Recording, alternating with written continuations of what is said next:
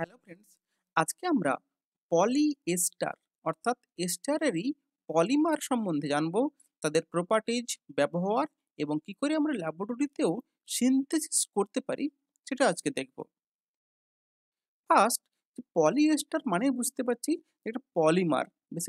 Basically এটা হচ্ছে কি সিনথেটিক পলিমার, যার মনোমারের মধ্যে কি থাকে না একটা বা দুটো এস্টার লিঙ্কেজ থাকে প্রতিটা রিপিটিং ইউনিটের মধ্যে।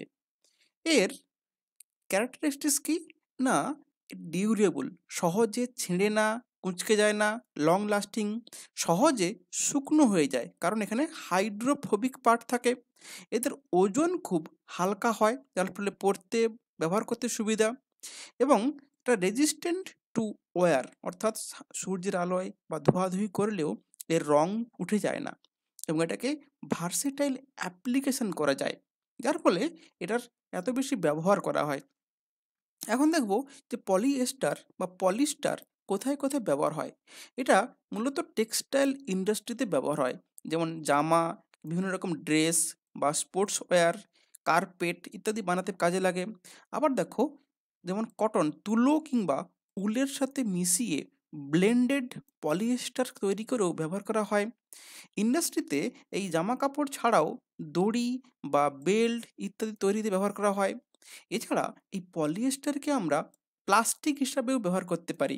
এই যে পলিইথিলিন টেরাথেলেট পেট, এটাকে প্লাস্টিক হিসাবেও আমরা কিন্তু ব্যবহার করি, অর্থাৎ এটাকে আমরা সিনথেটিক প্লাস্টিক হিসাবে ইউজ করছি। এবার আসছি কি করে এই পলিয়েস্টার সিনথেসিস করা হয়। না, এটা হচ্ছে যে স্টেপ গ্রোথ পলিমার, অর্থাৎ আমরা যদি এস্টারিফিকেশন রিয়াকশন জানি, যেমন ধরো একটা কোনো কার্বক্সিলিক অ্যাসিডকে যদি একটা অ্যালকোহলের সাথে রিয়াকশন করা হয় একটা কোনো অ্যাসিড ক্যাটালিস্টের প্রেজেন্সে, কি হয় না এখানে নিউক্লিওফিলিক অ্যাডিশন, তারপরে এলিমিনেশন, এই হয়ে অর্থাৎ জল বেরিয়ে গিয়ে এই এস্টার লিঙ্কেজ তৈরি হয়। এটা সিম্পল আমার এস্টারিফিকেশন রিয়াকশান। যদি এই রিয়াকশানকে ব্যবহার করি কি হবে না, ধরো আমরা একটা মনোমার হিসেবে নিয়েছি টেরাথেলিক অ্যাসিড আর ইথেন ডাইগল। এতে হবে কি না, হবে এই একটা OH এর সাথে এই কার্বক্সিলিক অ্যাসিডের OH মিলে কি করবে, একটা জল বের করে দিয়ে জুড়ে যাবে।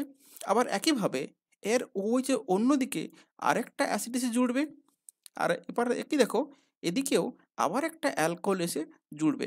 তাহলে এভাবে চেন বাড়তে থাকবে। যখন মাল্টিপল বা পলিমারাইজেশন হয়ে যাবে তখন তাদের রিপিটিং ইউনিটে দেখো, দেখতে পাচ্ছি এই একটা এস্টার লিঙ্কেজ থাকছে। একইভাবে বাম দিকেও একটা এস্টার লিঙ্কেজ থাকবে। তাহলে দুটো এস্টার লিঙ্কেজ থাকছে প্রতিটা রিপিটিং ইউনিটে, অর্থাৎ এটা হচ্ছে একটা না পলিইথিলিন টেরাথ্যালেট বা এটা একটা পলিএস্টার। এটাকে আমরা প্লাস্টিক হিসেবে ব্যবহার করতে পারি। তাহলে এভাবে স্টেপ গ্রোথ পলিমার পদ্ধতিতে আমরা পলিএস্টার বা পলিস্টার বানাতে পারি। আজকে এটুকুই। Thank you.